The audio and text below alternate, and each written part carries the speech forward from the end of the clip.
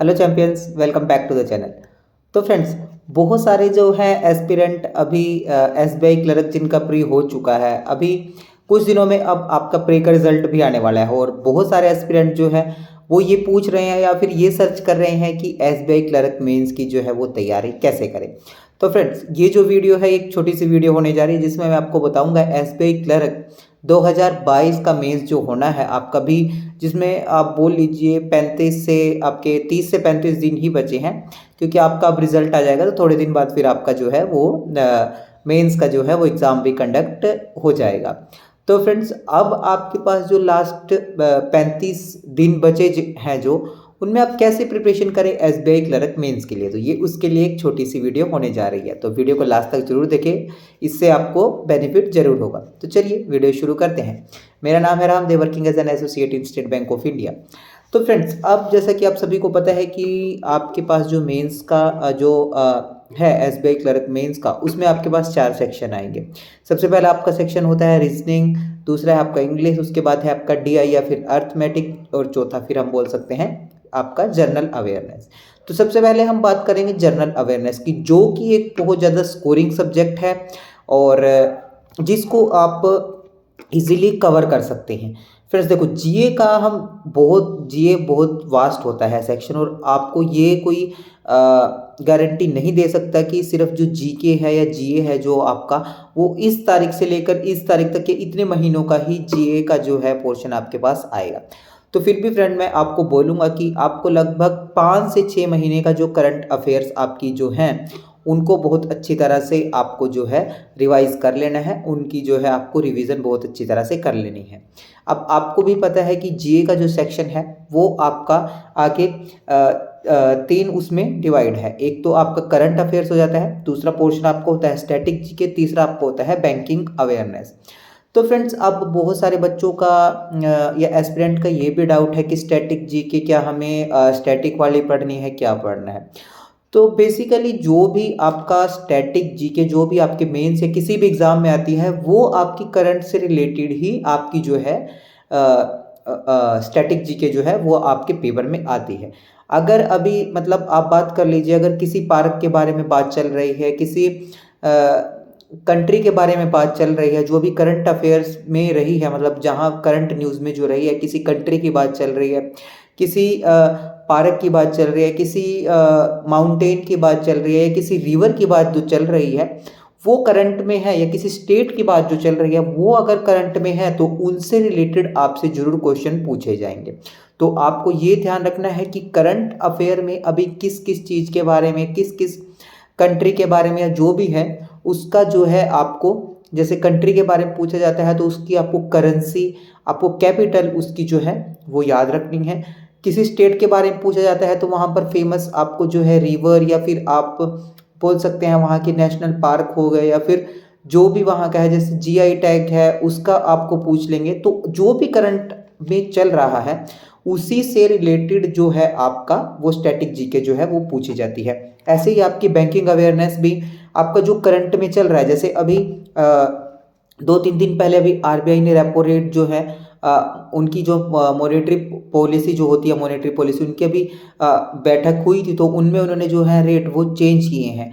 तो आपको आपके मेंस में इसके ऊपर भी जरूर आपके पास क्वेश्चन आएगा। तो आपको जीए की जो प्रिपरेशन है वो इस तरह से करनी है कि आपके करंट के साथ साथ जो भी आपका स्टैटिक और बैंकिंग अवेयरनेस वहाँ से बनती है, तो आपको साथ के साथ वो भी कवर करना है। और जीए के लिए बेसिकली आपको क्या करना है, हर रोज आपको जो है जीए वो रिवाइज करते जानी है। किसी भी दिन अब जीए को आपको स्किप नहीं करना है, और साथ के साथ जो आपने पीछे जीके पढ़ी है और आपकी जो अभी पीछे 5 से 6 महीने की जो जीके है उसको, उसकी आपको अच्छी तरह रिवीजन करनी है, उसकी क्विजेस करनी है। और अब भी आप अगर डेली जीके पढ़ रहे हो तो उसकी जो है आप क्विज जरूर अटेम्प्ट करो। और जो जीए का जो सेक्शन है उसको आपको लगभग 2 साइड से कम जरूर पढ़ना है, ताकि जो है आपकी अच्छी तरह रिवीजन होती रहे। और आप अगर उन चीज़ों को बार बार रिवाइज करोगे तो आप उसको अपने दिमाग में रिटेन कर पाओगे। तो ये जीए के लिए था। दूसरी बात हम करते हैं इंग्लिश का सेक्शन। अब रीजनिंग और जो हमारा डीआई वाला जो पोर्शन है वो अगर टफ आया तो सबके लिए टफ हो जाएगा। अगर वो ईजी आया तो उसमें कुछ अच्छा स्कोर कर लेंगे, कुछ जो है वो एवरेज स्कोर करेंगे। अब जो दो पोर्शन, जैसा कि मैंने आपको बताया, जीए का सेक्शन मोस्ट स्कोरिंग सब्जेक्ट है, पोर्शन है।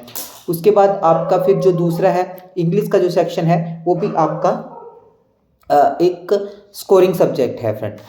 तो फिर इंग्लिश के लिए आपको क्या करना है, इंग्लिश के लिए भी आपको क्या करना है, न्यूज़पेपर रीडिंग। जैसा कि मैं अपनी हर एक वीडियो में बताता हूँ कि अगर आपको आपकी इंग्लिश का जो सेक्शन है वो ठीक करना है तो आपको न्यूज़पेपर रीडिंग ज़रूर करनी पड़ेगी।